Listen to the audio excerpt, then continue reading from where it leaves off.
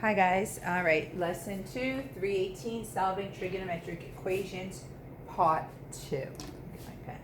Okay, so yesterday we did simple equations, okay? Today what we're going to do is a little more complex.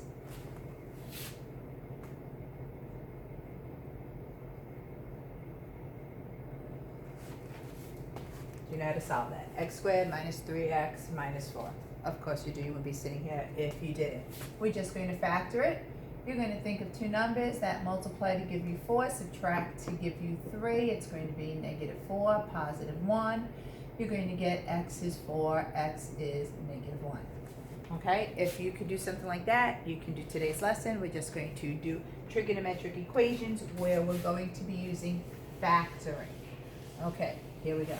First example, cosine x sine x minus 3 cosine x equals 0. Okay, first thing, always make sure that it's set equal to 0. Okay, there's nothing else you can do with this equation. If you want, think of this equation without the trig values. Think of it simply as x, y minus 3x equals 0. Okay, what would you do there? It's a GCF. It has a greatest common factor. Same thing here. Greatest common factor is cosine.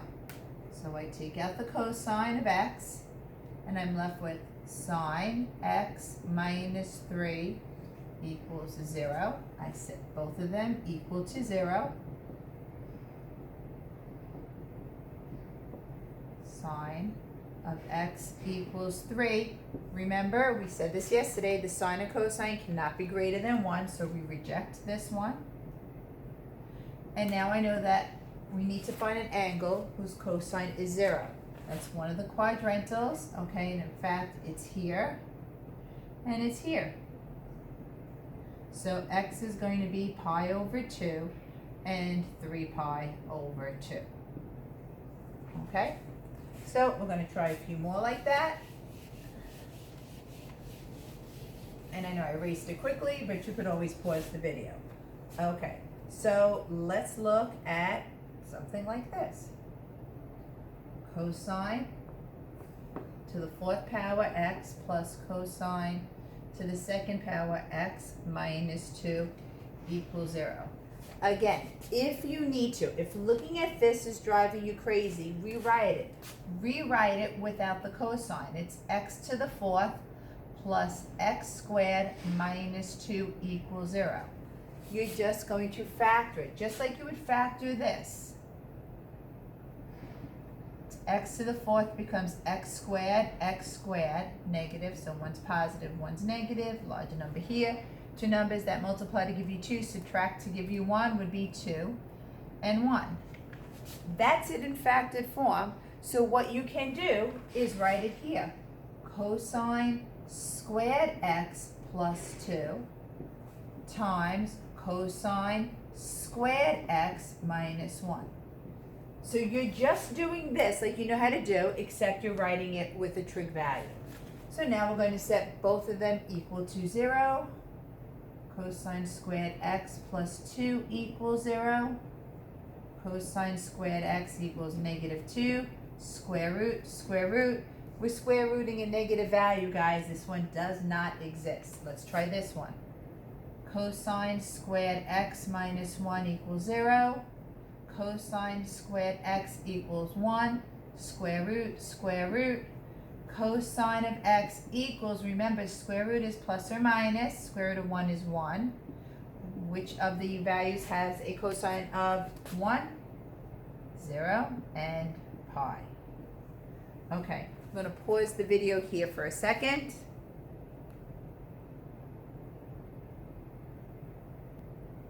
Okay, so I have two problems on the board. I'd like you to try them. It's 2 sine x cosine x equals radical 2 cosine x, all right, and 4 cosine squared x plus 2 cosine x minus 2 radical 2 cosine x equals radical 2. It's harder to actually say these. Remember, your first thing is going to do is set equal to 0, all right? I'm going to give you a hint. This one you're going to use greatest common factor. This one, guys, once you move the radical 2 over, this one, okay, is going to be grouping. All right, so try these two. I'm going to pause it again, and then I'm going to put the answers up on the board. Getting a little more high-tech with this stuff. Okay, guys, so I have the answers on the board. Over here, I set it equal to 0. I factored out the cosine of x. I set both of my factors equal to 0. This was cosine of 0, which is pi over 2 and 3 pi over 2. This one worked out to be radical 2 over 2, which is a 45-degree angle, or pi over 4. And in quadrant 2, it's 3 pi over 4. With the second example, okay, I was able to bring the radical 2 over and then do grouping. So I grouped the first 2, the second 2. I factored out 2 cosine x in the first one. I factored out radical 2 in the second. These ended up being the same, which makes one factor. And I put together, remember these two, make up the other factor, setting them both equal to 0, solving them down. Cosine of x is radical 2 over 2, which is in quadrant 1 and 4, pi over 4 and 7 pi over 4. And negative 1/2, which is in 2 and 3, so 2 pi over 3 and 4 pi over 3. Okay, I'm trying to think if there's another one I want to go over with you. There's only one more, so I'm going to pause it here while I get it on the board.